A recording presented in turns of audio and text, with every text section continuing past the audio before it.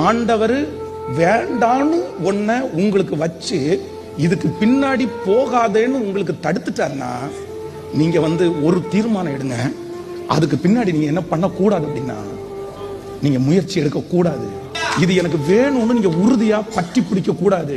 இல்ல இது இல்லாம நான் வாழ மாட்டேன்னு நீங்க சொல்லக்கூடாது.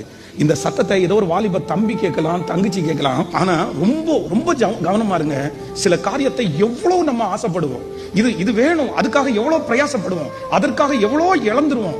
ஆனா ஆண்டவர் நம்ம மேல வச்சிருக்கிற பெரிய அன்பு என்ன அப்படின்னா, நம்மளை தப்பு வைக்கணும்னு கர்த்தர் நினைச்சார் அப்படின்னு சொன்னா அந்த காரியம் நம்முடைய கையில என்ன செய்யாது அப்படின்னா, நான் சொல்றேன், அவ்வளவு ஜெபம் பண்ணியும், அவ்வளவு ஆசைப்பட்டும், அவ்வளவு ஆண்டவருடைய வார்த்தையை விசுவாசிச்சோம், ஒரு காரியம் உங்க கையில கிடைக்கல அப்படின்னு சொன்னா உங்களுக்கு ஒரு நல்ல மனசு வேணும்.